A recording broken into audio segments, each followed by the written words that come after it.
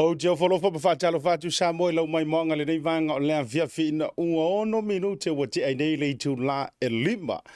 E le tautua whaau hau lau Blue TV e baisi o le porokalambe o le TAUTAI A'E ma le manuia whaiva o tātou o te roo. TAUTAI A'E ma le malo, TAUTAI A'E ma le fia, TAUTAI A'E ma le whaamanuina o le swafa o tātou ma te sili le langi. Te fia o folofa ma whaatalo wha. Ea ma whaaturi mantu le nei vanga fo o lea fia mantang o fio le nei fo yaso.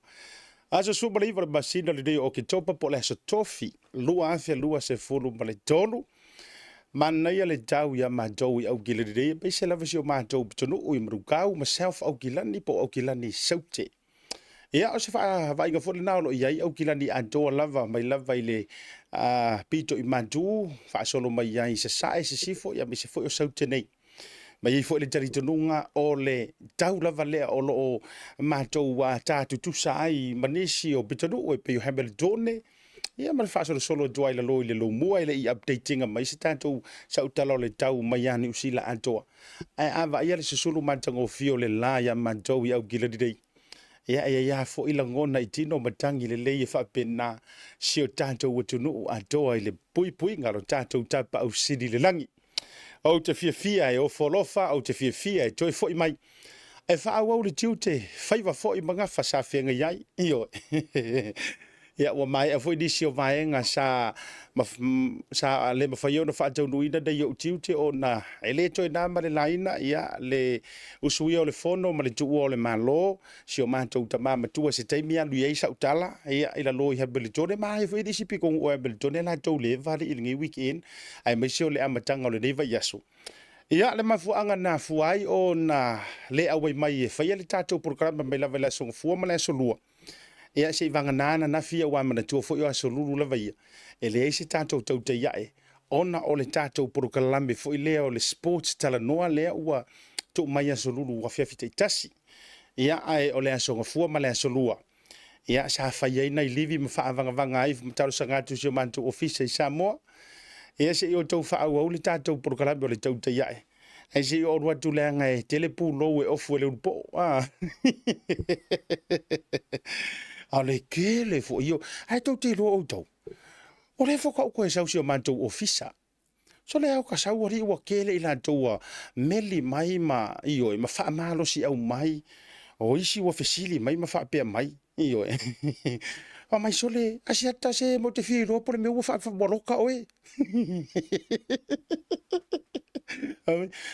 taro fai ali o le mo ki fi ro po le me boloka oe ale nga ma ku vai ku le lo Hamilton o le wa tau langi le vaenga le a io ma o le tau langi le vaenga ia tatu tau pe o le ai tatu pipi ta mai maure ngi pa ki le ma le mantango fie le leanga i loto le tero tanga fo mai o le wa tau langi le ai tatu pipi o boloka o fatu ui karo fai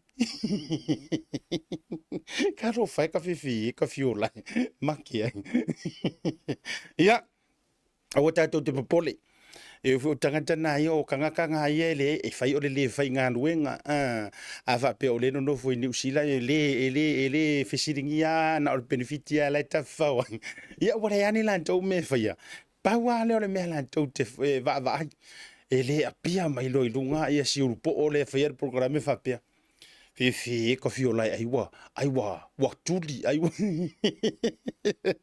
ia uiolea a jalofa mo folo fa samo e kele ale story me e mo ko fo i mai au to ia le au vaenga ia e ka ko ke fa ka lo fa e ko ke elia mai ro ku ngama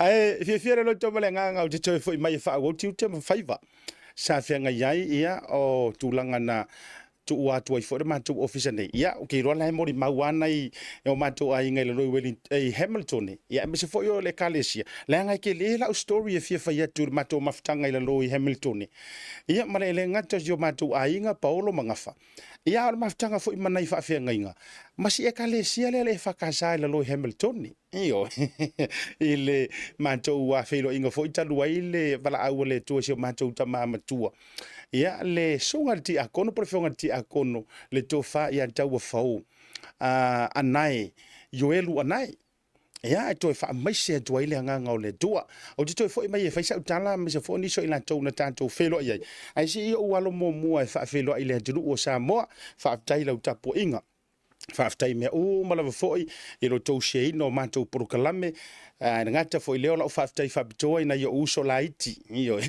o loo i Samoa to favaai na forasa me se foʻi o aʻu kama vaevave io o Oscar ma Dimitris ia so se taimi lava tate mo o mia ai le fesoasoani na ia faauau o tatou tiute mo tatou valaauina ia e tali mai lava se o matou ofisa i Samoa ma se o matou lala i Samoa e faauau ia o saʻoga ia o falefasalalau o le saʻoga gi o falefasalalau e aualaga o tatou uma e fai mo tatou livi ai tuatuania ia e kalo fai isi faasalalau foʻi e le mafaiga fai e isi lako porokalame ae Samoa le antunu pele loto ma le agaga e manatu foʻi ia e le faagaga vale ma faatauaga vale ona o le fofoto a tatou toe fei loai nunu faatini o auga faapae faatini o tausala tini o manaia o tausā ma faigā le avea o paia ia mai le vavau e o le faavavau o Samoa o le ia e autalagatā e vivia o le fue lavelave e lei foʻi se vave o se poto ia na te pulu mafuaina pe gafa taulimaina o sā ma mamalu le avea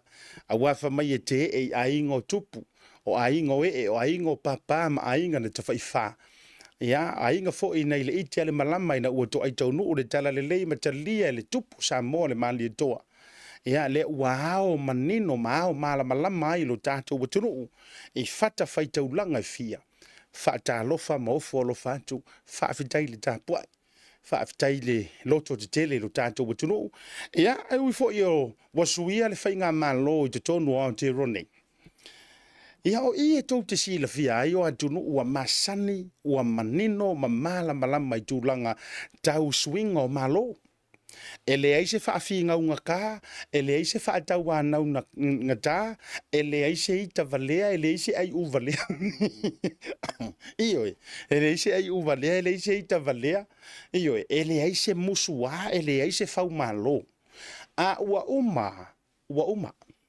ioe a ua uma alou taimi ua uma the end ia tou silasila la e ui a foʻi na pei e faaleaa tele le toʻatele ia o Pasifika ma Samoa ma tagata o loo latou naunau e tumau pea ma faaauau le faiga malo le leipa ia auā foʻi o le mau lava o le leipa mo tagata lautele tagata foʻi le tauoloa ma le tagolima ma i latou e lima vaivai e fesoasoani i ai le leipa ia ae o le mautou ave no tasau lava foʻi taʻita o iai o le national for the rich people ma tulaga faapena e ui o lea o lea lava ua faia le finagalo o tagata e le o faia se finagalo o sesi e musu e alu ese e le o faia se finagalo tuloua o se kovana ua oigei o le ao le malo mamalu o Samoa au mamalu o se tatou malo e equivalent e tau tutusa pe tali tutusa ma le kovana sili totonu o New Zealand nei e le kakokovanga ali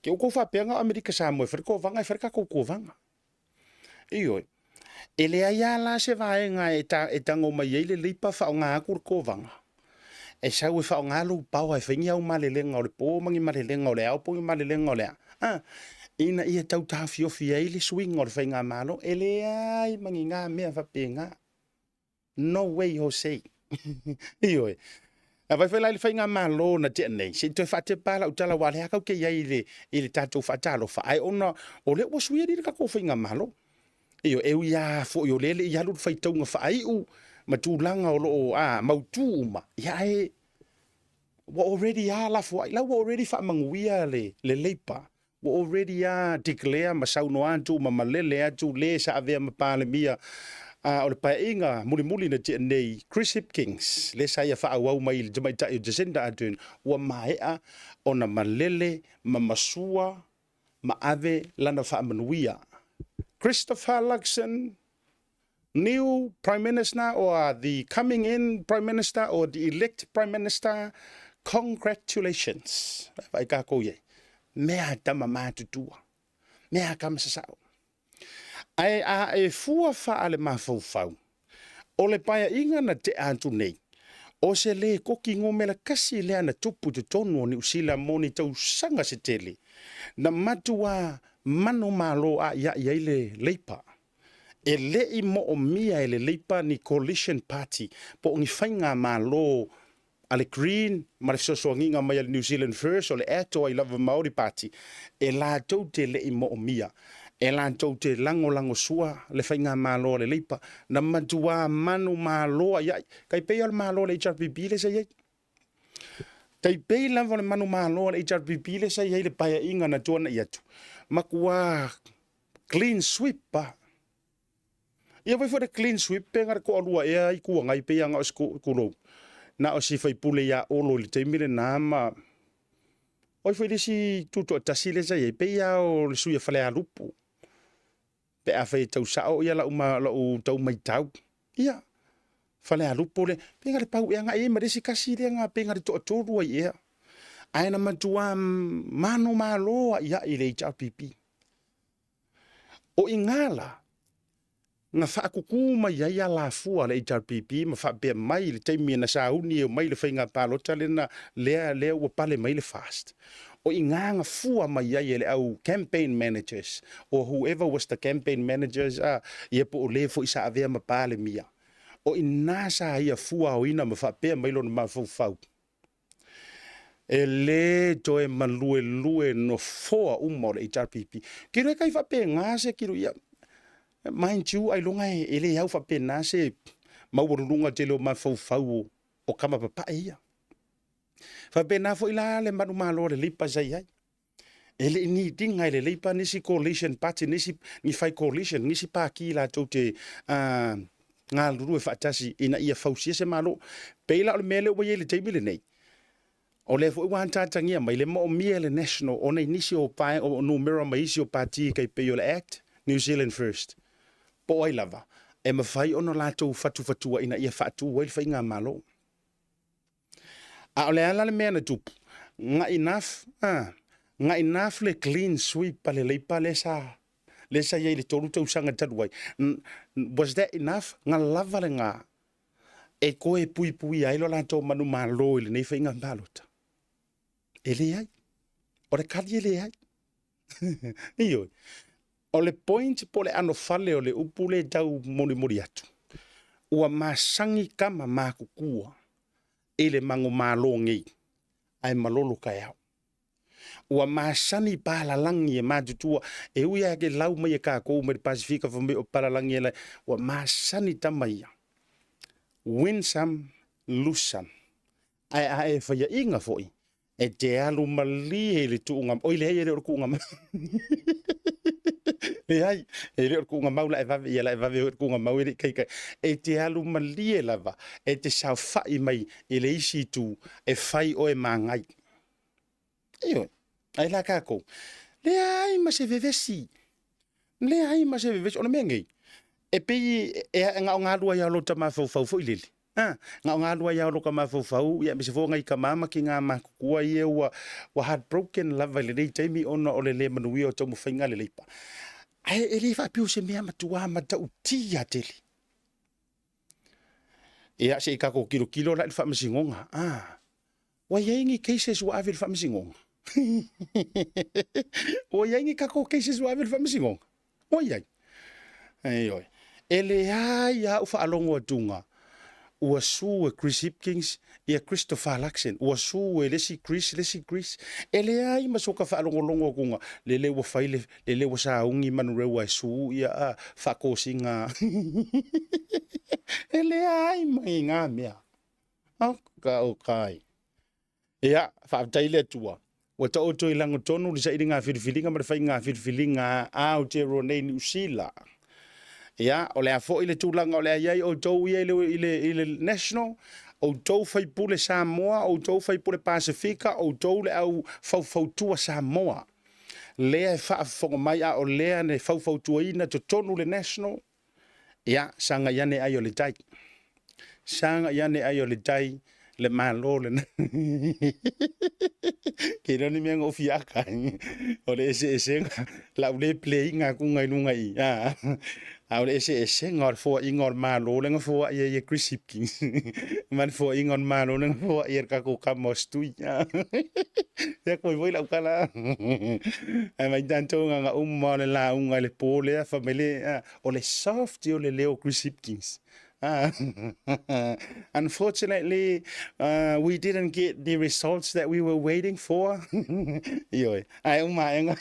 For my congratulations to the new coming in Prime Minister Christopher Luxon. Congratulations. Kakangola fa Samoa wa pi o ka ko le interpreter fa Samoa. Ya e uia o le taula o le fa mo male manuia la mato to mo fainga ya o melea urpo I walanga kango wai ya urpo Christopher Luxon ya le malo le na alo yo faiva manuia lo tu le mai ai palasia kula mo mori ngor ka ko malo le nga fiu e kawanga wele o ese afa ko fiu e kawanga wele o ese ai nga o nga me I ese ar nga o nga me I ese ar ko inga fiame yan malo nga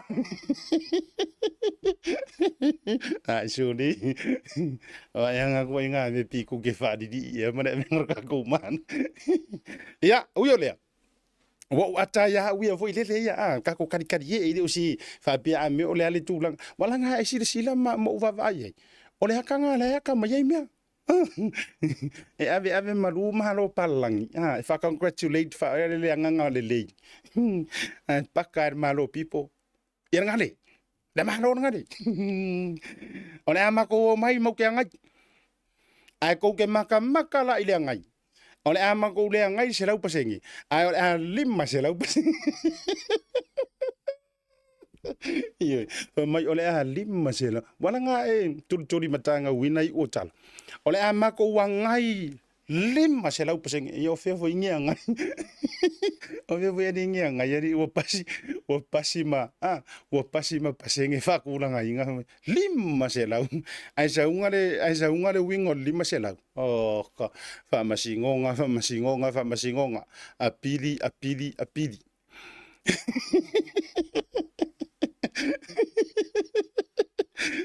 Fatu ai so o kire o fakuangi kala o meanga ko na to si de sila mo va ai ia ai sa unga le malo si o le ngai le lima se lau pasengi online nga o le su oi by the way e mo sa le su ma li yo le su le nga o mai si to foi mai o le ali ka ke fakalo fa di vai lo misinga o ko o lo misinga le o to ai o le tau te fatalo fa tu feo yo le tala le lei ka ko foi mai se fer pakana fatalo fa tu feo yo tala le lei se utama fa fe au se utama fa le nganga pasta wait fata mo fa tu a melody after for tapo inga after talo mas se for no foi alo after for o to ai to no fa nga malanga le tina se ma tu for tu ia I Aotearoa ia malo viela ngana le yo le tua ua tau mai le le pe yo ringoi po lua ili I folaunga ia ua te ia fo emoso la tau bidili ia antu nu nei o Aotearoa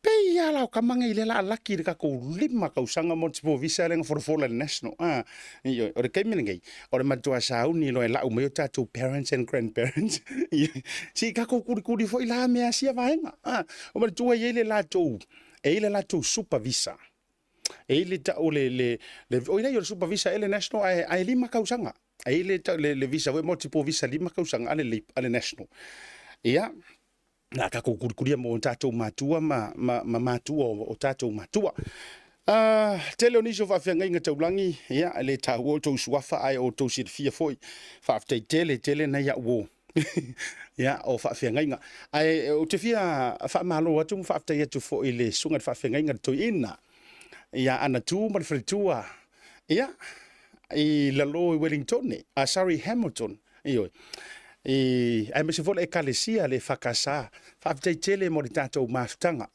ia le tato ia fo ile tu ore malo sunga ti akono ia so matu tamaya tau fo yuelu anai ia o se fiafiaga o le loto ua feilo ia tua i le suga le toeina e ana tu ma se foi le faletua ia le gata foi lona no faaoao io e se o uso tulou le aoao faau mai malua ia se le vao ma le faletua.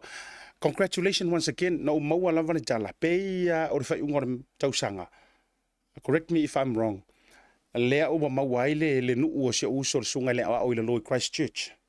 Ia, congratulations i le sunga le aoao faau ia se le vao ma le faletua.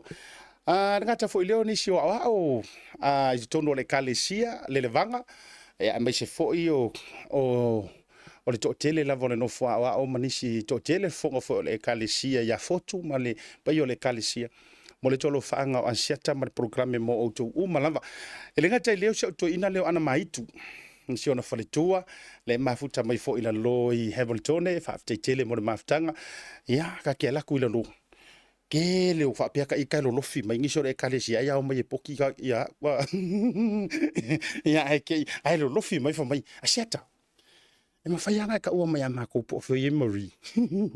O fa koi Marie. E fa mai, se Marie fo i lea ka ua mai e se milanga mune mo. Fa fio lai, au ka ngaka i lo fi mai ke o ko inga o le kare se fa ku. Ui kai fa feka, e se fa ka kana ke ko i. E le o mai ki nga ai o mai ko inga ko. Fio lai, e se fo i le masau o fa ka ngai ko. E ui o le, after tele lava fo i mo le tato mafutanga. Sa tatou iai la lo i le aso fiafia o se o matou tamā i le suga ti akono ia momole atu ai ma o alofaaga i se o tinā ia nana tuugaita ia o se matou nana lea ia o le foʻi e igoa ia se o toʻalua ia tuugaita ia ua nofo toʻatasi nei se o matou tinā i lalo ona ua maliu se o matou papa ia o le agaga paʻi o le atua e tautoʻalua ma oe ma faamalosi auina oe le tinā mo le toelo faaga tatu feiloaʻi pea io vai aso ma weekend ia le la wa vai la ia lo o waku a ko ile lo mo ngofo ai le maliu le wo ai ka ka fa ma wo fa pui pui ia wo le te faiani por kala me wa ave au roka ka lu mai ia sen ia ai u le fa ftai tato ma ftanga ila lo ia le fa ngalo ina fo ia sa o tato ai nga malanga mai sa mo le fionga fa musili le fionga matua fa musili siona mai se foi sunga de fa fenga ia fata malanga mai Australia e o le fionga ia mawala i vao tua ma fretua le fuko toe tali watu i Australia to tele la malanga mai Australia silmanai se kuini ma to tele la vo utou mo le atu ia lo fa angol proclamation tatu ainga ato lava mai se foi to fina aina ia ma no falo le mafuta me lo i Hamiltone ma to tele ia ka ulo bokulongo winga e uma e la kurka ko update mai Samoa ai fa pitoa lava ia sia ufa talofa e sia utina matua ia ni ula ia le mafuta mai ia matou i Aukilani West Auckland ia me se foi le to fa salima po le fionga ia na nai tuiloma ia ma le tausi po le fale to fo ia ma le sito tele lava tala i tupu ma le to tele o le tu tatu ainga la ulo lo me la lo Wellington e fa tai mo le maftanga me se foi o tu lansulu i koli ia ma le to tele la vonisi swafole tatu ainga sao tanto feilo ai la lo famo mo ia o le ua mai ma le manuia a talo fatua i le to tele o nisi o to lungo le tato proclame va vai to ile mafuta mai se o so polisili o le tato Pacific love band i Samoa ia le fionga ia famu na von talo ia male ainga man me se fo le tato fa ili la wilo le Pacific love i tono se tato wachunu i Samoa o vaenga na tutupu i le weekend sa tu uai la le tato proclame ia ai se fo email au tala le fa talo fa tu le totelo o dole mafuta mai Australia o America ai mai se fo tono jo tato wotunu i Samoa tato malolo bubu a foi mai fa singa ukala ma tato wa fea ia le tulanga le su lenga au mai er sunga por ko fa ya le pule remoni ya fi ia ma se fa ya tu sina utala winga i fa matalanga ia wa lau manu ia solo le telo le nei taimi me se fo i fa be mai o le wa o mai le su matulanga e tapuni ai si o mato o nanga ia le lau tali tuai pe mai ale tato wa malolonga le si vaenga o le afia o le wa mau mai le update o le tulanga i le tusi fo i le ale fale tua ia tupola matimati mai vasa lea sa tau mawhai atu mo se tali mai ana matanga ruenga o leo e mesera wale fionga komsina fa o tatu proklami pe mai atatu fasalong fa business nei.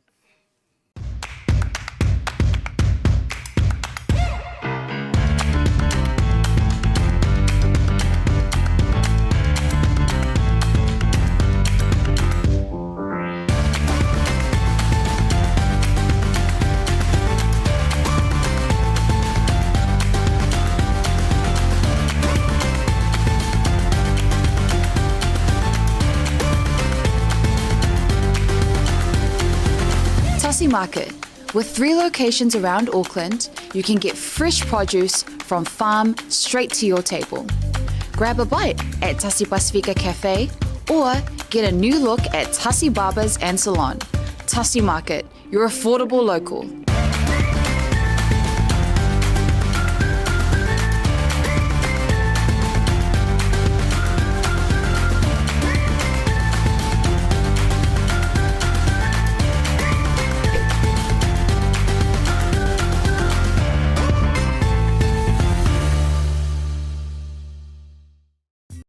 Mo tupe fa mo moli, te tong hino pili male fa tu peino so se fa leve lave Samoa. E faingo fie me uma ile Pacific is in money transfer. E tolu atatu ofisa I Aukilani o Tara o Tahu Mangele male lata ile fitu se furu atatu la so se vaenga o New Zealand e ma faio na fa ngaina. A faio e sauni malanga I Samoa mole taino le palolo po ta fa o le loto tamaiti mana tu le Moana Rentals malana fa pitoa se fulu ni mapasere wa pa uma o lalo I ta vale mo tongi mole masina o ke topa ai inga fa pitoa. Po nise whamtalanga wala au le o valselau o tasi onono. Po o telefoni masani lua fitu ono fitu iwa fitu wha, ma le lua fitu ono fitu iwa waru wha. Pacific Easy o laupa anga mo tupe wha moli I Samoa.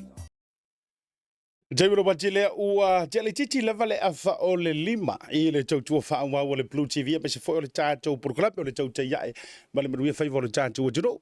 Au iei levele loe hamel jone la ufa atalofa a whea foi le tina matua tau siva a pulu ia ma le pai o le ainga foi po le tua a foi o le fionga ia le sa a pulu Tyrell ia pa fitua a mita. O le aso le sa te talai nai ia le latou pisinisi foi le lunga I Aukilani nei le LM4 ia I le taeao na le la. Yeah, congratulations once again I le fionga le pulisili le fionga ia le sa ia ma apulu Tyrell ia ma le faletua ia mita Tyrell ia mo le ausia fo yo lea matala langa fo ma le jobo le valavana I lunga nei ia le aunanga le LM4 recruitment le LM4 group le ia le alliance recruitment e sa ilia nga luenga ia o le lato o nanga o le puatala accountants ia mo le suino tusi ma tulanga o pisinisi ia ma se fo o le sivaenga ta ua o le la o le Oyonix wa trainings mo ofisa matulanga vapena le la fa la uteleina matatala ile so ia le isi o lato wa ofisa wa move mai istamaki le la wa tatala ina ile manga kodu le fa sanga I male McDonald's I manukau le mall ia fa tai fo I le ata mali ia me se fo o le saili malo ia ngo ka fa pea ka ikai na fa pea ta ita fo ile le winga la utala nga o palalangi e mawhainga lako au sia pisingisi whapea. Pisingisi fo I le recruitments, dynamic recruitments, o le tele o le mau recruitments, ka mai lea o e su e ngaruenga warehouse, ngaruenga constructions, o au mala, o lea la. Ele ai le wha mai fo I alo tātou watunu. Me lea le no ta mimita fo I lele. E sa ili ngā malo nei nei fo I ta mali o le tiro ia le uso fo ia le sa ma le tua me se fo le no falo ia le CEO le sunga TJ Tyrell me se fo ia o le pa o le au fai ngā luenga ona a fia mai la ia le o le tātou prokalame wa o le tātou tana no nei swing o fai ngā malo ai se I o toi fo I mai I le tūlanga o le sule sa taua e au ngā fo ilo ufa mani no atu o le vahenga lea ma le tele ai fo I o le ngasu ma le meo le au faitala fe ave ai fe ku fo I la ukala la ngai o la utala le nei wo tai lo nei e tau vavala mai lava fo I le sau ngoanga atangata nei le Ia e whaafito I tonu lau tala le tau whatu I le tō whale ala le pule. Ma I la tau le whaakalangoa inga mai le prokalame fo I le I ngā I Australia. E kauakangia mai ai tala ni tangata. Pe e kauakangia mai a e la tau te iloa po o la tau fo I le tua o nei whatunga o fake pages. Awa ata whaalongolongo atu ma le totoa I la tau tala I e whai. Share soro mai e le toa tele. Moka koe whai kaua kui me e kusi mai e lea mai e tasen mai tangata tustusinga ia ma whapea mai o leo wale koe whea saka porkalame ua whaasa pala maname uma. Moka koe ngofu ale mo tamai fau. Whapea. We. E whai ka kofiu e fake pages a o lea kau ki kilo. E whai a tau te e haru soro fuare ma fau e kausu e. Ha o lea e uma kuse ki kilo ki ai e koe mei koe wha fake page mai a e koe fo I mai koe kilo. E o mai lea so. E o mai lea so o lea ua tolu so mar fitu minute te ailei tu lai fitu. Taimi a mantou I ni usila. E le aso se furu ma le iwa le nei o ke topa luafe lua se furu tolu. E le taimi lava le nei o te tautala tuai. E le I o mai lava se me ta o se su lea na fola e le ala le pule le ofisa le nei. E le leia le wha manino atu. Wha manino le lei atu. Awa I fwingi I kako koe popole ma ufwingi I popole o te wha awhetai I la tou they have the heart that care for me and this program, le Blue TV. Wha whakai kia le lava yatu o tou. Ai o te whai atu. E o mai I le taimi le nei. Le ai ma se ngā mea ua awhia ele mātou officer from le ala I le pule and his lawyer or whoever the lawyer. Le ma se ngā mea. Ia. A mea o le ute nao whai ngā mea. Ono me fo ile iai ua le lavaere mākou fo ilo ia whakarikari. Io e umanga siaki langa I meri. Kiro whamalama mapu kiro langi. Wale ilonga ni mantou liko team. Po fia whamalama o le ofisa e whaasasanga solo iei. E kau wawa I aku peka I lele whaava alele mai le sau ngā lea mea o le su. Whatu ai foi. Mo le whaafonga maua mai la au tou ia e fie whatu tala. Ma au tou ia lea ua lau whaia hai le ngō le HRPP. And I'm telling you that. O au tou ia ua lau whaia hai le ngō le HRPP. Ai lo nga ko palo kai HRPP. Le si ko kele le o so le fai. Ai lo nga ko palo ka. Ai lo nga fo I se history or to support le HRPP. Ele lo pe fa ko ako fi o so finge ya le monge o so ko fai nga mea. Me yo. Ai le fo no to fa fonga le mai o le wo fai atu. Le ai se nga mea wo mai. Iyo. Alo wo fa tu va bena. Mai ele whaafefea mai e se kangaka o lea e masalomia. Se o toi whai atu whapena. Ele whaafefea mai e se kangaka o lea e masalomia. Malau mangu ia lo ngai ngoa. Ma tau mia. Ma tu itele. Ma ye. O upunga. Ele mamalu lau tele o lea tudu. Ma masalomia solo. Ele nga kire whaafefea mai ar mako ofisa I ngengi usila. Yo se fetu. Se ka kia tatia le mele na se toi se utango ai toi vali e tulare I tule. O le mea kongu lava le nei na o tou whaia o tou tu lai me whainga malo. You think you have the power e kusa peke sao whai mai sa moa. Ai o mai ngengi usila le a ave o rofia maka ukia ma rofia malosi. O le mea tonu lava le nei sa o tou whaia. O le mea kongu lava le ngisa o ko whaia a o ko sa whai whainga malo. You think you can control the world from Samoa. No. No, na. No. Ioi. Awa ko ke o mai to te tau whaafefea mai mau kere I whangaua ngafi. Ioi, le si whatua. O tau ia. Awa so ia to te tau whaafefea. Ia whatua lau tala. Ioi. Se o wale os wa nga mea ngofo o lai guilty. E se o fa tu la utala le so ka ngola e kausa ve o ke isi ku kongu le mele. O le wa meli mai le ko akele mo le fu wa ta vai wa tu tala le to tele. Se fa tu this is my own opinion. Se fa tu la utala le o fe le tamali anga.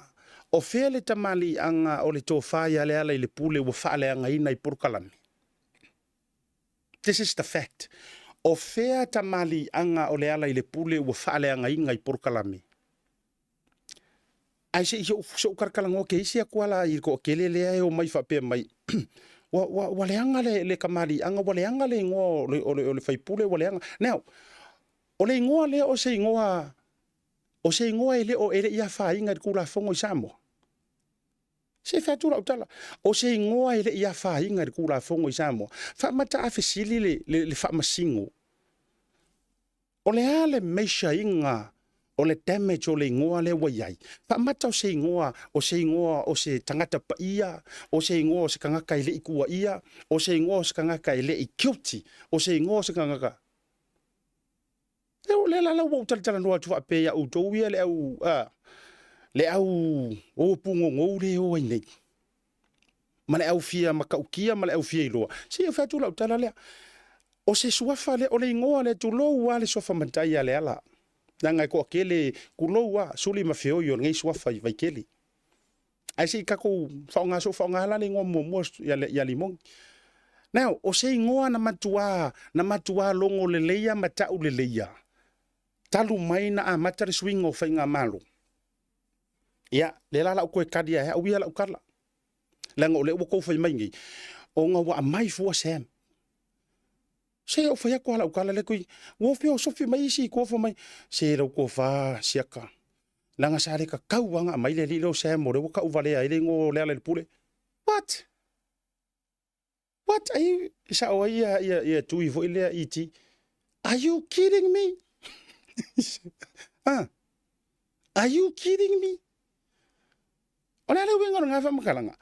Si tatu toi fo ilai tua toi ka ko koso mai la ka ko fala ma se ko e wa. Pe ole wa winga fo ile le ka ula fala la ko fo ile le mo koso mai fala. E fili uli wa ila yo fa ko ngai. E ale ngoa ma suwa fo le nei tangata. Talu na mai le swinga o fainga malo fainga baloka. Ea mai longa suafa. Se suafa nga makua longo le leia matau le leia ele i lau mangu ia ele i karangoa inga ile ala ele i awha inga ele i masalomia ele i molia ele i kuria mar parmenge ele i whaasalaha mar kula fongu. Ea le ingoa. Ea. Ore kari. Kasi lea ingoa nga makua i populai Kongo Samoa. Populai le me ka ore ke. Contempt of court, contempt of parliament. O le ala le mea la kau, so le, o inga kau kua i inga mea. So le, o inga kau kua i inga mea kau whai mai. Na tupu lo le hit and run. Let me make this clear, loud and clear. Nga kupu loa le hit and run. Mangu mai runga ma le upule fa mai ono masalo mie se fai pule o le urua i ngoa le anga lau mangu ia fa mo le lo please fa mo le o le ngoa mua ale ele ia se ngo ele lo mangu ia se ngo se asiata ele lo mangu ia mai se ngo sa vea tu lo ia le uso fa sala lau ele lo mangu ia mai se ngo tapuala ele lo mangu ia mai se ngo langa le o ka ua kua fa le fa sala lau ia usau ia lo su. Ele lau mangu ia me hangi ngai ngoa. Ngā ore kasi ale ngoa ngā lau mangu ia mai. It's your name. Ole ala me ala kau fasiku singo mai mai kau kuskusi di mai amato mai kau whatever nga su esa pua whatever nga su esa kau lau pua malafo iai. Amerika la fa finge ma ko lauri. He, kau masei. Kau le pua masei. Au ai ke kau ma ela fo. Me la fo mai fu ya manto. Ole ala ma ko me nga fa ia o e la fo mai fu nga mea. Na te ile wa tu Sam e ke ngofu fa pele au kala sau ya Sam. E te nofu te musu so nga kelengi au kala why because you know ole ala va vala mai ai. O le la kau wawala mai ai e mo i la me e wha mai e Sam. Moi wha eke ngofo mili Sam, ai wha kuku mai au whainga ia mākou. O le ala mātou mea na wha ia oi. O le ala mākou mea na wha ia oi. E le mawhai o na mātou ngungu, e le mawhai o nga o ngungu, e pei o nga ngungu ka ngaka ia nga e haru kiwi ku pepe a wha pe mo. Yes, no, I can't do that. E oi. Kuso le expecte oe hau, Wa pe ola por kala me alenga ma pu e runga e uia o le te fai atu I was not the first. Yeah. Okay, I'm willing to take everything ngai ke kau ko ia mai ai mai fa pe mai okay. Ai se fa tu la tala. O te le ngu tu lo o te le ngu ai. O ke le ia se ka ke kau musu e fa ngale upu fuile e pe manga ia le upu ngai fa ngale melia o le mapungi. O te le mapungi ai. E pei o nga mapungi pungi umar ko akili. Pe a fai e mo yo le wa fa mapungi pungi umai lau sunga ngar ko akili wa mapungi pungi. Ia. Ole na. Ele ai la e sawa isi au mapungi pungi. Ele iar mele sawa ai. Pe a fai e mo i mea. O fesiri, o fese me ke fia wa fa mai e ke fia fa taila le la ave me el kula fongo ai e fa sanga mai fa la wilo mai au su mangi mau mea ma e fa mai la tato wo le tu la fono o a me kula fongo para langi e fa ia mea ele va le fo il kula fongo you know pe wo ko a total no mai nei me pe wo to fa ai piliro inga wo ko fa ikikia ma ko fa la ikikia le fa ko fa la inga ku ngi ku rango ngi ma ka ioi e te musura e ke manga ola oe io e ke manga ola e ke sa we control e ke manga fa sa sem e ke manga fa sa pai mala fai ai manga oe o so lunga yau e ke pala ai e ke sa wi la fa tara noanga because I can call you wa e pala ai e ke sa lunga la fa karngonga anga e le pala ai e le masarumia oi ai kes or kadisa awarnga anga e le pala ai e ke sa lunga la por kalame le ropen kau mo lunga ngi credits the moment nga e pala ai e ke sa pa ngai la ioi Papenga.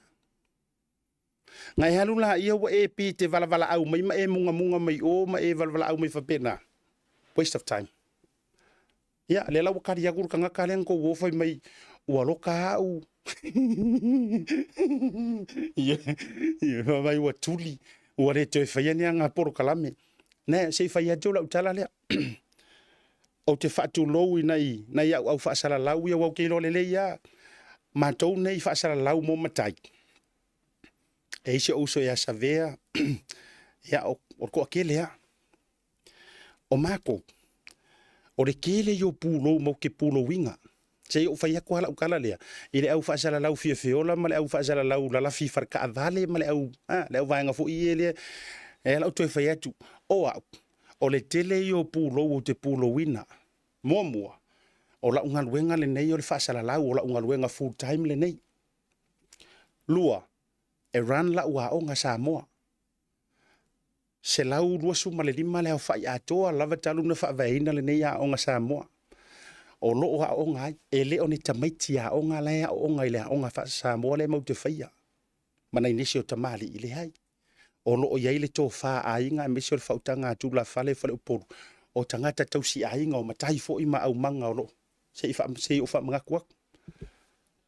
Lona tolu. O au o la full-time job all day, every day. O au o le matai tausi a inga. A kukupungi fa lave i lo a inga. Wera o lo a inga po le a inga o se utu o lua po a inga o maa ua fa lau i tele. E tuu lava isi ngā luenga. Tuu isi tua noa. Ai o walu e failo o wala a winga le anga o le makai fai upu. O kiu ke ngai mau wala a winga. O ki e leo au se kanga o le ala e are kai hao. Umanga ulo nga ai. E le furua maka ai sa ngofo kua le farka avale ma fai camera ma maka fai le fai kala ia marka u fale anga ia. No, I don't do that. That's not me. Ai la tai me tau te sila mai ai. Wale ai ni ma wole api aku le urupo au le leile nei. Ioi. Ala api ha e ngi fa lave. Le anga o lo le na la wina o le makai o ke fiaruai. I me fai la hemori mau fo ila lo sia matu fata singa Hamiltoni. Tele nei tangata na matu felo ai ila lo e me se fo i o le maliu o si o papa le papa si o to lua. O le se ngala le nga o kako. Ai ko ke sisila mai ai o ya ma ua marisunga le toi ina ya ana tua me se fo i au matangi muli ina. Lenga ore se nga le mo ke ku mai la lo le weekend e pe au fa ma va so ma tu ta mama tu. E nga la nga ufa yaku. Ai e se le fia o le mamalu lo kele o ko kele o au vaenga le au kau fa le anga. E se le la ko fia ele a pia ku rua se sirunga. Ah. Ai ono le la tu tau ma fai ina ia match. Pior kau fa matching ali off. Ai tu te se sira mai atana tu atu ma ko pisi de ngai la lo. Ai oi. Ai o kau kilo ai o le tatalo le nei nei tanga tatau fa leang. Ai o le la tu tatalo le nei. Woi lele wale koe apia mai woi kalo sia waloka. Ioi, ai o le tatalo le nei tangata.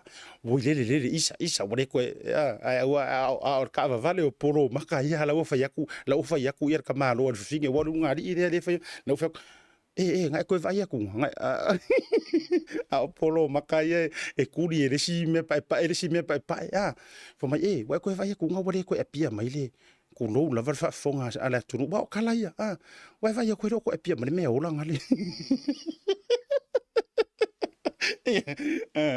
ala wo so ko fai kala ka malo ia o ia e mo fa mai ngali pe ia wa kudi pe ia wo loka ia na ufa ia tu fa pena o le suafa o le tofa ia le pule rimoni ayafi e lo utali tonunga. This is my own personal opinion.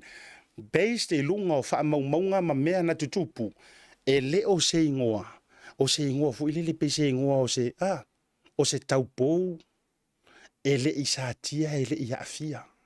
Le ai. Ma kupu lo le hit and run. O le ingoa mua le angalau manguia. Anga e koe sawa o e koe ka umai mai koe karangoa mai ai. Ngai ua nga aru ave seu far kualu o ko misinga lo visa leo ka un fai mai se me ki ai lo wingoa. Yes, you said it yourself. Come on, mate. You said it yourself. O lo la ingoa ua leva ona lau manuia. Lua. O lo wingoa na fa maonia le contempt of court. O le ale ngā mea, ngā guilty, o lo wingoa li ngā guilty. Ai ua laki, o kua o paka kua o le kou harmony agreement, ma le consider inga o le tautua, kuila epa, sa iai, ilanga long service, ma tūlanga fa pena le malo, le ana le ai eiso rua fasalanga. Ai ngā guilty o lua suafa. Yes. So what's that mean? O se ingoa o se kinkiki, ioe. Le ai, wale vangalau mangu ia lo ingoa. Tolu. Tuli ma le parlemenge, contempt of parliament. E o kango e lau aku i lau sunganga. Pe ava pe o le kau kurikuria mai le mea lea, fa mai ongo le mai ngau semo lea ngai lo suafa. A o lo ingoa ngoi kiki a fa pa kele, pe o lo ingoa ngoi kiki a fa fai au. No, le ai. E se. Mea longa kodu. Guilty oe contempt of parliament. O le alai unga, tuli. Kuri fafumar moka, rua kausanga. Alanga. Ia o le alale si mele ke koe sa ia ingi. What else? O le alale si mele ke koe sa ia ma e koe alu soro ma e karakalangoa ma e whapea mai ua whaalea ngai nga o tau fo ie.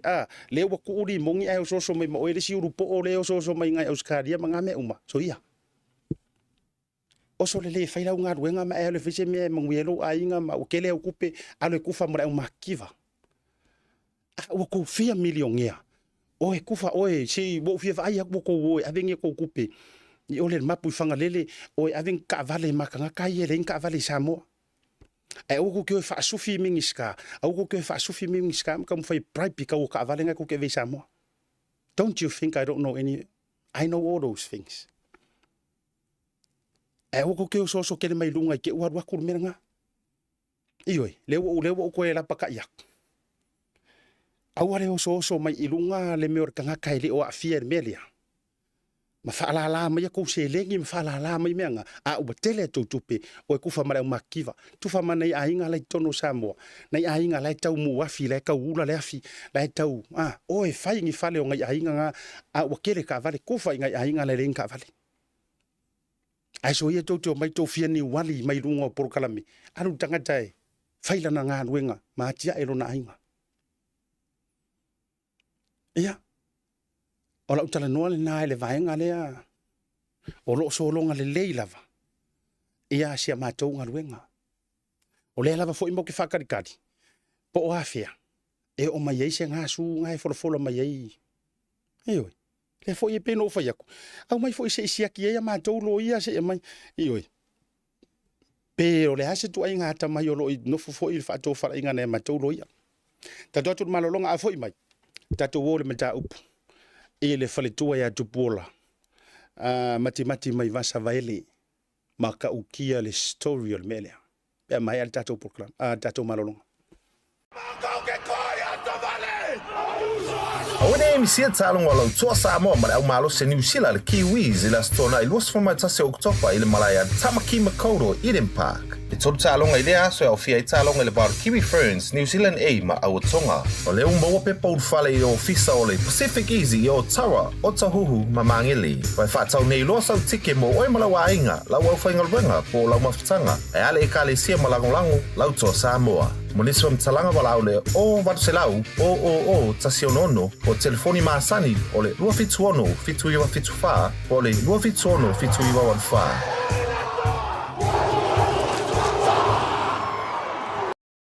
Oh wow. Come God makes you just give me a second, eh? Hello? Auntie! Oh, Mayuko! Serioso, con ai sen mai sau kupeng auntie fa problem lunch para okay. Baby, what do you want? Barbecue. Okay. Chef from Morris sorry. Thanks. Love you to the family. Okay. Hello Vaku, yeah, fancy. Barbecue? Yes. We have the barbecue, please.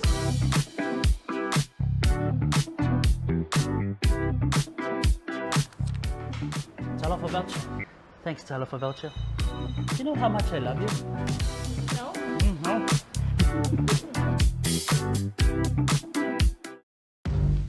The Color Shop in Monteville can brighten up every aspect of your life, from interior to exterior. You can change the look of any project you have, from auto to home, around the yard, and everywhere else. Bring color to life with our selection of the best paint. Come check us out, because we're more than just paint. We got bush knives and a whole lot more. We're the folks that will help you kick that drab right out. So come into the Color Shop in Monteville. Call us on 25577 or 21527. Drop an email to cs.creston@gmail.com.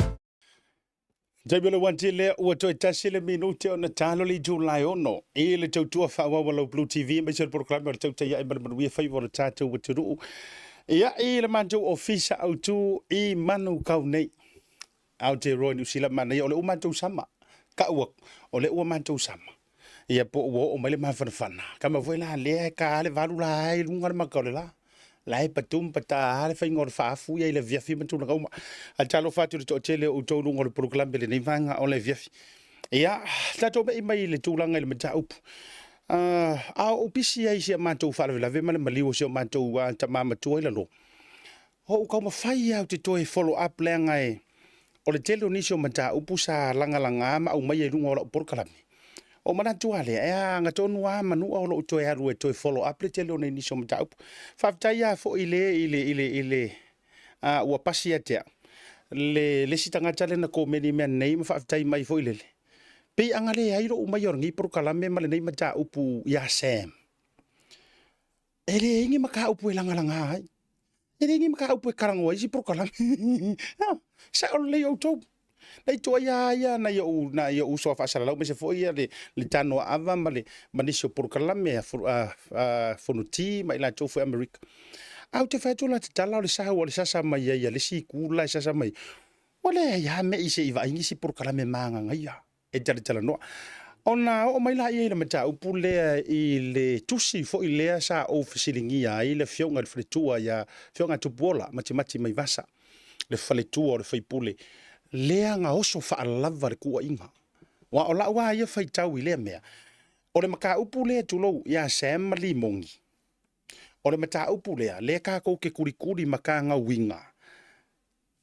In my own personal opinion, o le maka upu lea, le ta oto ai lea mio tonu o le mea ngā kupu, po o ai lava, kusara maka upu lea ingoa i e lua. O le mata upu lea ia, ile fionga ia vaele wa whailangi le wholonga. O le makua, oso whaafua se i o ringi kua inga. Ia te auraya. Na maua se ava no te fisota ia tua i Samoa, fisota ia tua i le fionga le whaletua. E ui wale, maua mai se ava no i lunga o le porukalame mavaenga. Ai, na maua mai la le oto otonga o le mata upu lea, ia te au. E mawhai ai fo i ona tau mawhai e whaaso atu. Te longa foi pe o mai mo mai le fionga le whaletua. Ai, one thing for sure, o te tautino i lunga o le porukalame nei, e le mawhai ona o vatua se tala fatu. E le mawhai ona o whatu pua se tala fatu. E le mawhai ona o whaia se tūlanga whapena. E au noa ma le mua ngā o kalangoa i kangaka. Lua po le au mai foi o le tangata e malie mai e sau lunga o le porukalame. O ingala, e ke maua la le a kokoanga i kagu kamala, porukalame le nei. Na maua le mawasota inga o le tele i o le tala whaanoa noa i le mata upu lea. O le kele i o le kala whaangoa ngoa maka upu lea. Ua matua fiu le fionga i le whalitua e tuli le fionga i komisina. A whai o whaafonga mai le matanga ruenga o leo. Ma le fionga i komisina ua makua fiu e kurikuri lau sunga. Ma lau fionga. Why? Ua fiu le fionga i le whalitua e tuli atu lau fionga i se ava noa. Ua matua e pisi lava. Referral i le fionga i le whalitua nga i le matanga ruenga fo i le pito le ale traffics. A vaku ia inga, mana tua o le ua toi fo i le wharitua. Se i whai mai se kali o le lufuru kasi aso lea la ka wau ngā whase furu kasi aso. Wa pasi mamau ma le lua su maritasi aso. Lea la e le o utu vā aso uma malangai o vili iai. Wa uma fo i le matanga ruenga, uma ngā vaku le traffics. Me i le vaenga ngā o le CIP po le halava, le vaenga whamai o le su e singia. Tasi ale vaenga le o te tau fia le taimi nei. Ngā olo ukau fia o suafa o tau ia lena ta ua mai le whalitua. Aioi. A vaku kangaka lea e leadinga le mata whaioiro le au sue. Whamai le saungoanga kangaka lea lau fionga le whalitua. Ua makua le ai mase leo avangoa kai minge e sue alo mata upu. Onga wale o toi nama le laina le whawhika uri le kupu mai i le tu lou ya awhenga masale i moa. Wao uma i ai leo e se lau. Uko whawhonga mai sa moa ele. Tō whawhonga mai i le o tango e oto tule mātaritara noanga nei ma le whionga i wharitu. Whamai asia ta o ka so u wha ngoa i ngā kikele. O walu watu ai i le vai asona po ana nafi e po tala tua nafi. Ai sau le kari whamai o ngei. O ngei e kaunga mō mese kati. Alu watu ana nafi. Ai whai mai. Ia whaamanga o whaamalulu. E sa oile fionga whalikua. Wo ulela vā whaamalulu, whaamawhangawhanga, whaamole, whaamalie. Ai sau le tati. Wa le ai se afu se leo o avanoa e su e ina lau mata upu. O ngā ua uma leo e se lau mo ngā kupu whawhika uri le pui ngor saunga le mu. I le vā o sale i moa tu loa fioanga ma le fionga o whenga. Fesili le wharekua. Whakalia. Whatali a lau sunga le siingia lea. Le siingia lea na tau mai lau suafa. Ai lau lea vatua lau suafa ma le teimi le nei. Fesili le wharekua le siingia lea. Whakalia. O le ala me le ke sau ngua mai e sue. E le eise me o usau e sue. Nga paule me le o ke sau e whai. O le kali o le uma o le rufuru kasi. Aso le nga kou whai mai. E kali mai e le kome singa. Iyo e. Pele ai. Nga maa whaafsanga ai. Pe nga o sau i. Ma o kangi ai. Ma tau mai. O vaele nga. Nga la vea ia. Tulou tamale i vai tele o tuau. O le ala le me le ke whai mai e sue. Iyo. Ia. Sao le kala le story huera kamai. Ia ona wha leo le tala. O tau mai sa moa i le pipi o le mafaufa. Oka e se wha pi opa. O fese mea o le ngā lantu mua o le kusi le wa avaku, sau le kali, luas fulutasi aso se ilo, leina mawai leina o le o le tusi. O ngā kali maila ia lea o le mingiska, o ia sari o le komisinga. A lea o atoa rua tūle whare tua, wa le ai ma se komisinga pei e ngimo, pei o le lafia o sa makuro, pei o le ngimo o le pisi. Pei o le pisi fo i lele ale ka avale a firunga le moto wei. A lea la ua kui foi i anga kama ia lea la fa akau pepe masia singia. Lea karikari wa le lava e le singia ma va ai mai le singia. Le lotu atu le nei fale tua ma tau sue a mai se kaukali. Fai atu lo i ere fale tua. E le eise me ka o se sue ngai fai ai la umaka upu. Pau a le mea ngo o mai ai. O se saungoanga fa alaua i kele er kome singa. E ngā ke wha maongia ai, e mā ke re i whesa ngā i o ke re i sau fo i e waku se maka upu wha pēngei. Umalo i ima, ua kusa wa uma ima sa salonga o wharekua. Ngā paua i fo i leo le levo e ngā kai le kala lea si ngia ia. Ngā paua lea. Me i loa ma le wharekua. So sofa loa le tau mawhai loa le wharetua so sofa tu tonu o le ofisa o le komisina. Aluatu e ngata mai le whailau kusi. Fiu fo i e kausue e vili aku ngaka mai le whailau kusi, whai atu le whailau tusi tau atu iai o ia lea tupuola mati mai vasa o lau mata upu le nei wa uma mamao le lua so maritasi aso ku waku au komsinga. Sau le kali ale whailau tusi. E le mawhaina utu usa o ina o le komisina. Ai whaatali mai. So walu se ifisilingier komisinga. Po le aso nga finga ngalo i lau mata upu. Fo i mai, ko e fiso o kai le whailau kusi le wharekua, whai le whailau tusi le wharetua.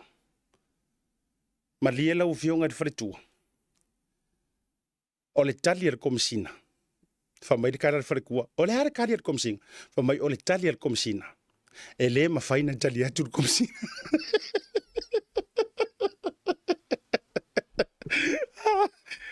Oh my good boy. Go fa fonga mai sa mo e ka alo le wori ia. O le kali nga. Fa mai o le kali ar komisinga. Le la fa tari tari e va ka di kari frekua.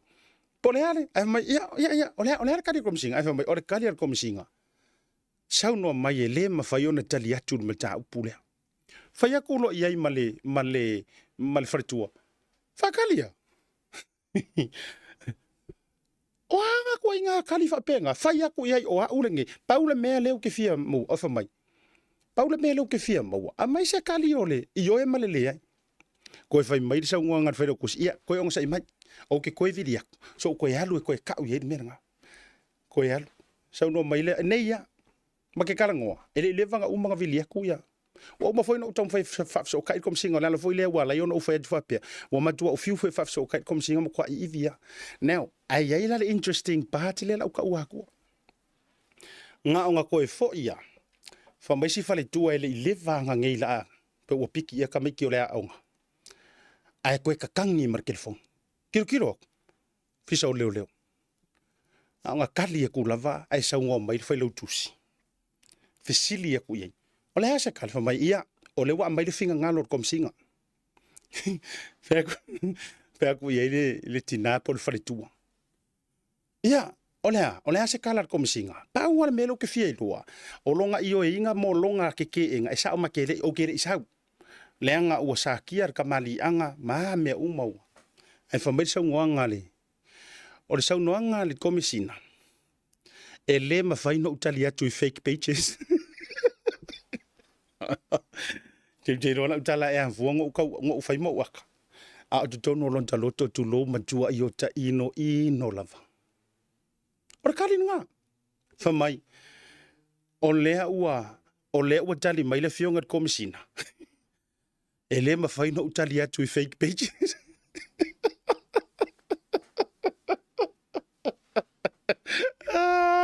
Ia ue. Lo fatu e. Fai aku na sau ngoanga ale alfrekua. O anga ko inga kalafa penga e se fake page. Now, listen to this. Wa mafuanga o fai aku e vaku le mele se o kou whaafonga. Se peiari o lea, e peia e fōringa mai la a moi uma mea ia.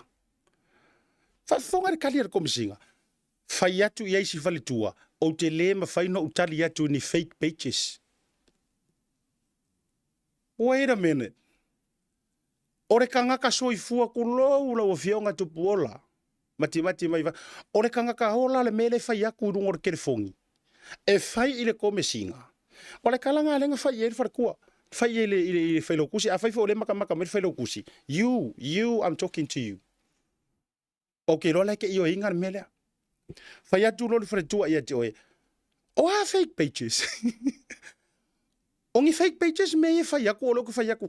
Ka ur komisinga o tupuola mati vai vasale fai aku. Nga ole ioe malele ai. Pauanga upu e lua rau ke fie lua. Nga ole ioe malele ai. Pauanga I le ai o kere I o aku ere I kupu se ngā mea. Awaya fake pages e karango mai ongi fake pages. Ka fio lai, ka fi. Ai la male tala nga mau. O le tala wa mau. Ai mau I melele. Oka e. Iyo e. Ai mau ai lo mre sa nganga walanga ka umar farkua. Ai fa mai markala ale failau tusi. Iyo e. O la no fai ia le tūlanga le nā. Iyo e. O fai akua I le ai o lau o fionga le whaletua le ke fia. Paua le mele ke fia mga o iai. O le I ma le ai. E le I kupu sia mea o kere I sau ka ki whaafisa ngai mangei mau mea langa le fuwa koe o koe whai mai lunga I fake pages fa mai wa umanga wha mau ngia e le attorney general pala ngei kūranga. Ai wha mai lo marikala le whailau kusi. Ia, lau fionga le whaletua. O le kala le komisinga. E le mawhainga kali mai fake pages. E ui a mate le I whaafisa ngai matupuola. Ai wha mole whai aku iai. Mo le taimile nei, I procedure ma process, ale makangaruenga o leo, e le mawhai ono o tali atu, ini fake pages wha mai.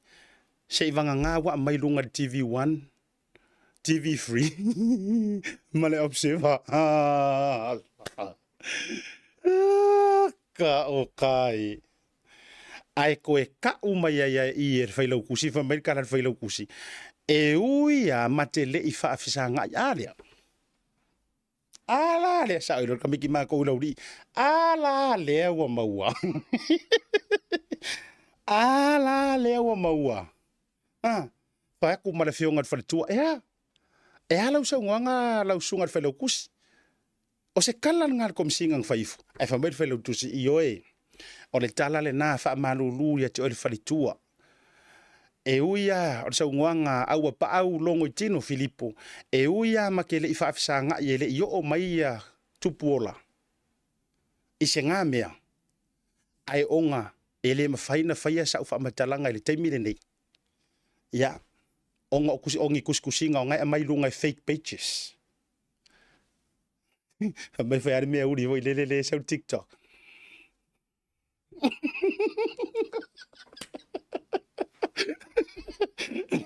Now, everyone goes, there you go. There you go. O le tala le leile nā na o fia maua I le fia whire nei. Au vakvo. I've daileanga le leo le atua. E fiu ka ngaka mimilo e koe ka ua la kou. E to e maua. Eoi. Ai sau ai loi kua marifasi vai leinga lea. Se I vanga ngā. Ia opuia. O nge me au mai ele observer. Ai kiro la ukala. E ia ila ka mali e ngo fa alongo fa ngor kala lea. Toi mana tua mai fo ila la ukala le nga ku le makangor prokala me. E le ropo re ka ke va ai ko fake pages. A re ka ke kanga le oiloa. Oi. Ia. O ko fa fonga mai ngai le maore mau mai ai. O fa fonga fo ila le maore mau mai sa ngonga fa lo kusi fa mai. Langa fa mai o mako mo ke le songa ayo e mo ke le kalia ku nge me runga social media ma fake pages. Se va ngai au me TV1 tu lo pi ngai fa fa lau TV3 ma observer. Oh my goodness. A oi foi ka ngaka le va ngai aku a nga o so runga le Ngau so lunga de por kala me runga inga Australia fa yelanga kala that sounded similar. That sounded similar and familiar. Ke lo er kala le ali monginga fai. Ore kala kungu wale ali monginga fai runga le Ora kala le ali monginga fai runga por kala me ngale Australia. Mga kuala nga fai lang kala nga. Le nga fai lang kala fa mai. Pama ia wa umango faku are o mai rungore ore mauka le ma mauka ma le o rungore observa mar TV mana tofo e koe mau me wala nga le fa fonga mai ka ma FBI e taula mar ko kele o vai nga i ka ngo vira ko su e mai kala nga le nga o le wa o fa akasi le ma le fa matalanga le o fai ele fai la kusi le ar komsinga anga il farkua o ka ele mari e Oka ere mali. 1 + 1 equal. Ola fa my 1 + 1 ele 2 my 1 + 1 equal 1. E hier kala nga fai rungo fa mai. Wa mano fa ya tu ya. Wa mano fa ya tu ya ile Ala wo fa ku kang ale o mai rungo ka ko ku sala le wa mai lo eli mongi mare maoka le o. Wa e ora sa ngore ngori o le fa le o fa sa laule. O te le i inga o ke le i inga se mau ko vi inga o le tua bla bla o ke le i inga langa e lau e ngutu le anga tele ma pala vale ni tangata. Ya. O le ala vale ngor nga mauka. Ale fa kula ukala. Nga mangingo i lavanga fai le sa nganga le limongi. Ale o mai runga i o observer ki vi le ama o mai mau fa sa lau. Ele fa maungia. Lea la ua saua i le kala lea ua le ua aveanga i le fartu wai le mawhai winga koe alo si whaila ukusi lea la ka ukingo ia le upu lea ua le usau ngoa i komsinga wa tato va ai la tato i ai le maka ukia o le melea lona winga ea ka ngia mai ele ke i la this is just me my own personal opinion. E fa kwala ukala le anga uche nofo. Ele mali. Ele longo mali le whaaka alonga I vai e makanga ruenga o leo marikumisinga o le kali o le maka upu. E iaia u pointo ke whaiaku wai le upu rea. Le anga nga umanga u whaakarangoa Sam ngei. Ai o le aso ngasa so o ai. Share mai solo ilunga e kangaka. Le li poki foi le criminal history o le kama o Sam. Ko e sau male press release a leo foi le lako whakarangoanga le observer. Sau lako press release e le whaamaongia kala Sam. They never waited for 21 days. Ko ke le whaakali se rufuru kasi aso. Nga kou ka ngofi aire I fesiringia ko fo e sesi oko. Ai kou ka ngofi au mai melea. A lea walu wantu le fale tua o vaili. Onga ore kala faku le ua fai. A le ua tau tango fitu ure lufuru tasi. Le lufuru kasi asu. Ai kou whaaka amiro miloa pi ore whaaka avari valenga. Ai pe kai pe wha pe I le whainga ore melenga la koe sema. Wha mantau le ua tau tango fi fai le repeat. O le mea fo ilen kou whaia ya sem. Le ua kou ka ngofi fai le I le whalekua. Maybe. Ngā rua ku sea mele amakanga waku ilanga mori mau kongi ole. A rua ku ole whaasingo I ole. A rua ku ole whaka avale mai I. Sau I koe whaka avale mai I. Punga mai lo ma sea milungo social media. Ava ai la. Ava ai pe ole oa paa. Wa ile o. Ke ia I reo whi punga mai lungo mai whalala. Mai fiola vale whalala mai su. Lea fo I la ua tau ma whai e whaapea le whainga o le keise sa le wharekua. Ea o le kala le wharekua ia ke au. Oka e asia tau ua fiwa uma wha malulu o upu yang whai mai. Uma wha malulu, uma wha mawhangawhanga, uma wha malie, uma wha more mole. Uma wha oyo.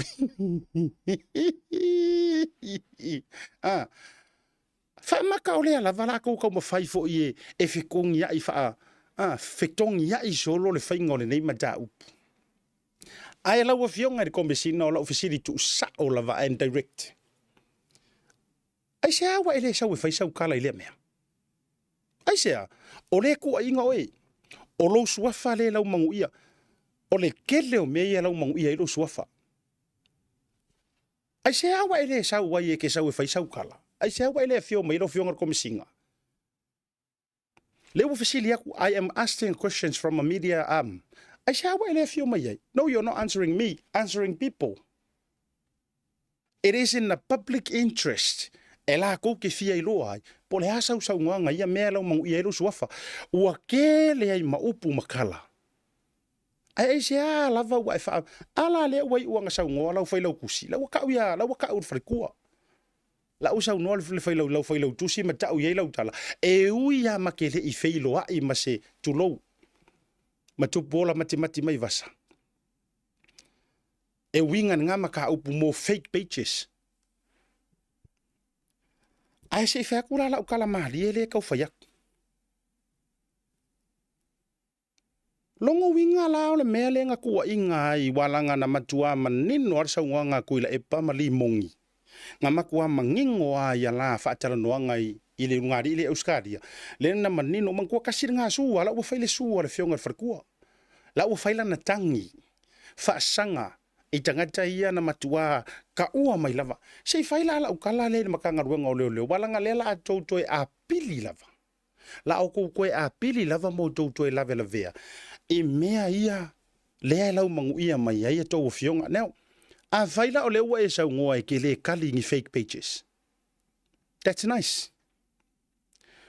O ai lea nga amakare kua ingao. Lono winga la, that's good enough. That is good enough. Wa lava la le ngā, e wha maungi ai, e pepelo la le mele ia vaele. That's good enough. Wa manga kua o le fake page nga mai e lunga, o le fake page le melea. Lono winga la, wa lava la le kali lea re komisinga, e ka uai le wharekua. A whainga a mai e se fake page, lono winga, mau ki re ka e pepelo. So today, i lunga o le TAUTAI A'E, rest assure le mamanu lau tele o le tunu e pepelo. Lea ua maua e kako porokalame o lea ua maua fo i le whaamangingonga. E le i wheiloai mati mai vasa tu lori sua whakupuola. E le i alu i le ngā mea, e le i whaia se ngā kua inga e tua ia i fua siona li. Le fionga, ia, o le ufa ilangi le wholonga ia to whawaili. E le i happen le ngā mea.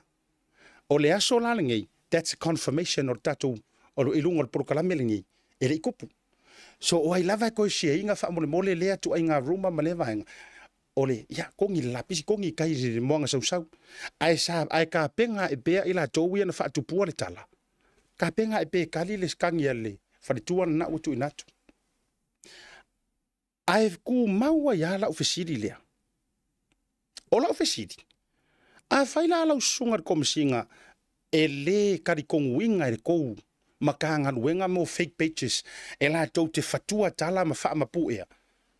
O le ala me wale faise kou fuafuanga ia kuila e pamali mongi wa o la ua ia nga sau ngoa mai o lea ua ka umangingo mai o la ua ia peinga crediting ale me lea. O kau maua mai foi la lea fiafiringe o le maali e pein o fai atu. O le kaua kaka ia lea o nga umar kaka ia faa longo. So if that's the case, a fai la o ile ka oko ai ko fa ko fala inga ko ke le kari konguinga ngi me mai ngi fake pages. Ai se awore fa yese ko warning ia tuila e pa mali moni. Please don't say that. Awa ko ke fa kala nga la nga mo kala nga fuck with fake page. Why? O tau mo me fela ka ko ile mele. Le nga ole fake pages nga mapunga mai ile kala le. Ele o se kala nga mapunga mai se press conference. Mana tua fo isa moa. Ele i faia se press release a leo. O nga saure pe su mai la fionga komisinga, mara sui komisinga mfa pe mai.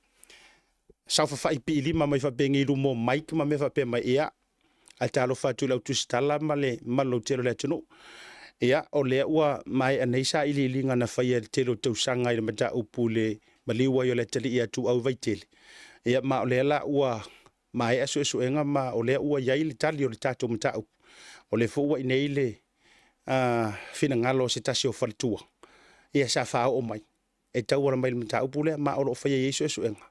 Vai. Se suenga mai ngai se si penga yese me fa penga. Su e mai yese if you can find a video like that. Leanga o leo la ko ki crediting e la ko ki amai ale mea lea. Yes. A fa apela ele amai e leo enga amai e ngi ka ifau o ye e ngisi fo e ngisi fo ye. Ele au vahenga fo ye ele au le ngi fo ringa mo mikula wala ka ngai mo fake page. A fa nga amai e mikula. Ole ala le mea wa sa ngo ai fuala le nga ave ma pale mia mua ai se a wa muri ka yaili mo nginga upu ma fai mai ole mea lea ole fact. Was this coming out of police's press conference? Tasile me ka so so. Fa ko fo ole me ke fa fau ke ko kau. Ia te au. Kasi le vaenga wa ka ko fa sanga yesi so nga. Ma lewa kau kingo ma sa ngor kom singa leo. No, we don't answer to fake pages. Ai ole talila le na ole mata upu le ai le faletua. Fa te tele le faletua. Tai ya joy lo to tele. Te lo fo ole tele o vaenga te tau le o mana o te fio mai lunga. Ia ona ole manunga wa fo fina ngalo seu fa nau mana yo wanlo. Ai se fo pa yo ainga. Ai fa fetai. Lo fa to ino nei por kalame. E ma fai ona o vatu ai le vaenga lea. E uia la. Inga a kongu pe ia kangia mai e tau whaai longa lanu le whainga o le sauanga. Ioi, a wha apea o i le tau tonga o le fina ngalo le whailau tusi. To me, as a media person, e makau kia le whaai longa lanu o le tu ainga saunoanga whaai longa media. Longo winga la, ua kou leipo inga media tono sa mo media kou ki karikong winga. Ma media tau te le tali tono winga, that's bad. It's poisonous. Ioi. O le mafuanga foi lana na le wota vai tu ai pe ele o angoi le o mingoi. A le o mingoi le malo. A le o mingoi lo pa mai le mori mawar kamale. Ai lo no winga la ya tangia mai. Se vanga nga wali poki e si Ia peka ki ka ua foi pe se vanga wali poki e media le o tu si o to wilunga. Ioi. Ele fa pe fa ya tu fa ta wanga vale malo le malo ma le tu nga luenga. A fai o tusitala o le paulo na fa o so o se fai ngā malo e tu to tasi fo i mātou mā kou ke kūko akasia ma tā upuia. Pea lana ta fai atu. E mā fua fo i o na tele sa mātou tala ma sa mātou tu i atu. Ona o lo tau le sauno mai, ma le tali mai. Ma wha manino. A kou le fia kali mai rungo le pono kalami al Blue TV. Ai se i kali ange ngai media ngai. Tau mawhai tu i atu. Ai ole mole tangata lava ia e nate ona ina lo na tūlanga e le whai longa langu. Wa ai le kalangoa lea, le lau toi wha manatu atu. O le kalangoa kongua lea. Lea sa tele na tala noa ai tai wa te atu. Kalangoa lea. Yes. O le kalangoa lea e mana o foi lele pe e pule wha a ming. Lau fiongar komisina, sui komisina, ma le tau ngā luenga mamalu. O mātou whaatuatuanga le nai tau to atu. Ai a le mawhai ono tau whaia. Wha ma vai, ku uisi, ka mali i ngai ko kongo ma ka ngaruenga, e sili atu fo ilo lātou to mai. A walawa nei whaapea se tangata, e te tū whaamaunga, e ngā oe a ia wa e iloa ma e siri ese. Or kua lalo nga. Ua tele nei mau mataupu, le fo ua maunga atu ma le mataupu le vao na i fioanga ia whenga ma le au waa ma sale i moa. Ua maunga ai pei tau te whaata alonga i vai, na maneno mai fo i le video lea ngā nginga mai tele ilo po se video na au mai se tasi o le fioanga o whenga po o sale i moa. Ngā mangingo ai fo i le saia a fioanga. I kou makanga ruanga. Ama kua mangingo ale video nga. Iyo, le toi kulou a palau vale ako se kangaka. Leanga fo i wale e whaia na meang kou wako e whai. Wale e whaia, vai ei. Aua la tau te manatu whaapea, ua mātou tau le pua malafo, a oai a mako suru iei. Oai a suru iei e whaia rea meo kongo ngai mea. Oai a suru iei. E ala na lau fionga re komisina.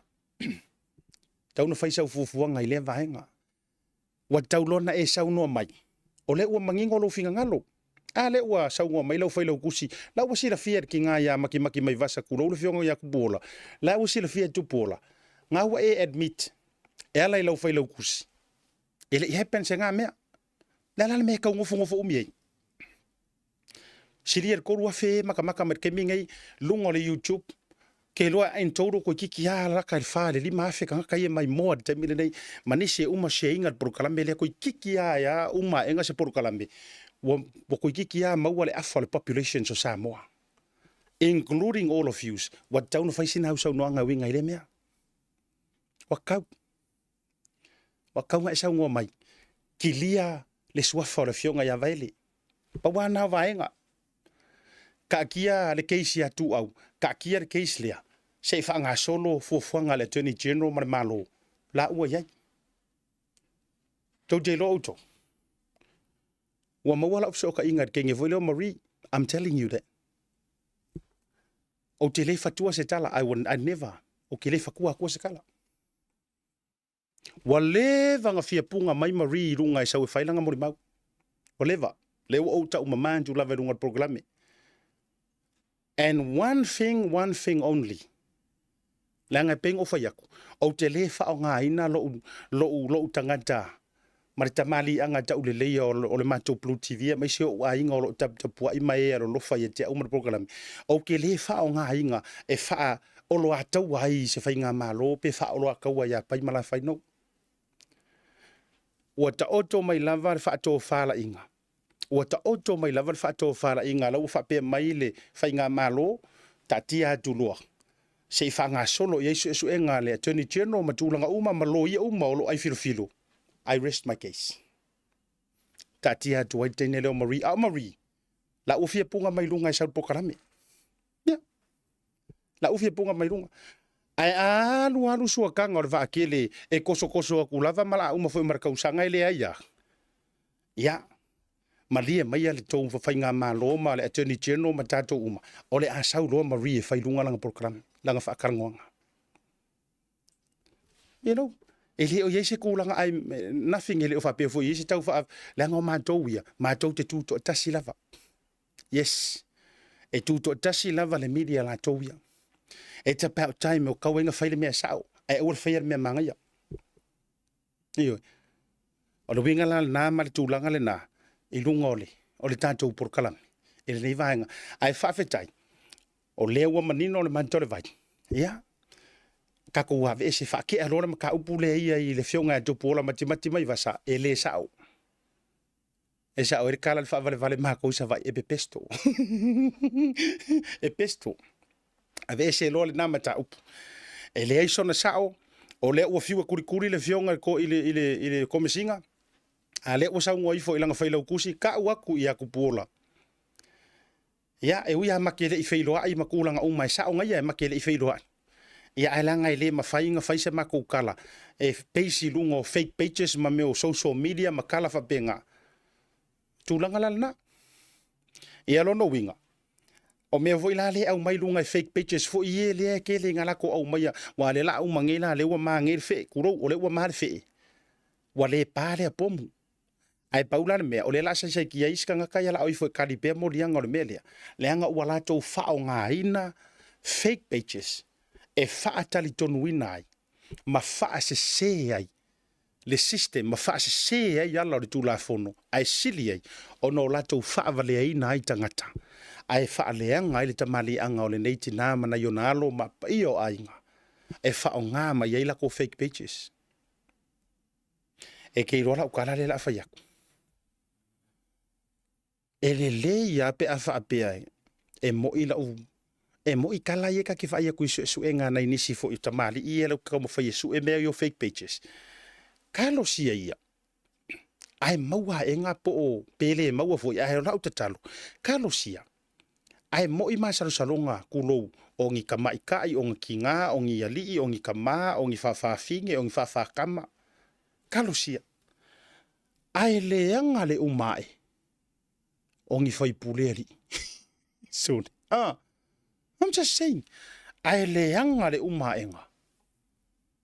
So le on kangaka le kau ke va ai. On kangaka fai longa. Ke o foi ngi ku ai ngā pe pelo le fefi. Ia, o le tātou porokalame le nā le nei vanga o le afiafi. Aso atai au, o le a mawai la ufisa o tainga. Oh, it's Friday. Ia vavaila le mele mawai lo umisia o taulanga o aso for right. O aso ia tele, o aso sawa ia fai mai e Samoa, ia le porokalame. Se i vanga na o pisi tele. Inisio fufuanga fale ainga manisio fufuanga inisio fatalitala noanga ese mai le tātou TAUTAI A'E. Ona kava le sia mātou tim mai Samoa o sfrei le lava ia. O le aso na Samoa ia isi toi fitu tu nai. Mo le aso atai au le fo ile press release mai le toa Samoa. Now, taurunga to ile program le vanga fifu fa kausau tickets. Fa kausau tickets ka koe maka to Samoa fa mo le lava wa ngani atu. O le ngaro le sto nei fa tausau tickets o lo maua le tātou Pacific Easy Money Transfer. Le ngata ile fa ngā le tātou link. E ile link na share to le tātou Blue TV e lunga fo yo o la uia personal page. E te alu e fa tau e sau tickets mo le ta longa. E ia ile fa tala noanga na tu e fai ile fiafile nei. Ma le sui o le fio anga o fenga. E tu sa yo le ta o tonga o le mata upu. Ai o te fa maruru atu. Ona o le tūlanga i le tātou taimi. O le ala lea. O le ase i wha apa whalai le tātou wha atatala noanga lea. A whai e te iwa le tupu i le aso atai au. E le mawhai lava o na misi i le aso nga fua. E le mawhai lava o na misi i le aso nga fua. I le tūlanga i le tātou wha atatala noanga lea. Ma se sui mai le fio anga o whenga. E ai mai se fo, o le au waa masale i moa pean o whai atu. O le porkalamere ngei. E kākou ke o ai su e le au o le paipa. Iyo e tātou te ola vesa ili le au o le paipa. Ia ai mai se foi, ina ia maua i le tonu ma le sawa o le ke le o le kala mai i ma o ma le hiasei. Ai le le tātou o sa o fisili i e o lo o tausina a fioanga. Ai mai se foi o la fanga. Ia ina ia to manga ma manino le matarvai. Whaafte tele le tātou major sponsors le Tasi Market. E vanga le fiafia mai se o tātou proclamer ngata fo ilea. E o le tātou Pacific Easy Money Transfer. Diti South Pacifica ai le ngata fo ilea. O le tautua wha au ma le au nanga a le tātou Pacific 40 ma le tālofa voucher. Le whangaloina le Sanita Hotel whaafetai tele lava i lau fionga le lipo le sili le au pepe ma le fretua le au pepe tai to le foa. Ma le pulenga le tātou Sanita o le nā ua to o manga iai ia le tātou producer o le Blue TV. Malanga tu fo i Samoa a wā tu langa o nisi o tātou taalonga o le a tu sa o mai Samoa. Nisi fo i o porokalame. Whaafitei tele. Ia e le whaavanoina fo i o le au unanga. A wā fo i ia le tō maanga ia i o le tātou au whenga luenga. Mori whaamalo mara whaafitei. Tau sa ili se wharitari manlo. Air conditions manaia. Sefer kāpaka. Ai mai se fo i la le tūlanga le tau mawhitanga. Le Sanita Hotel i nai songi. Ia, whaatau sau tickets, tātou patipatia, le tātou toa Samoa, mai se o le taalonga ma tau tia ma le kiwi. Whamanga no se manga o le tau tamari, ila fui whonga watele. Maua le aio le porokalame fo i le neivanga o le fiafi, a eise ngana o le tau tamari. Matua atu le ngana ia te oe Samoa, na i utama matua tina mātutua, le latou fo i tapu inga. Whaafite tele, feo i o le tala le lei, mori whamalo marangang whaaf. Tau ulunga le porokalame le neivanga o le fiafi. Tuli matai mai, tātou poroklame le aso tai o ngata fo ilea. O le aso ngafua, ma le le fiafi, a siata fremalu, pio vauliko, soifua, ma imanuia.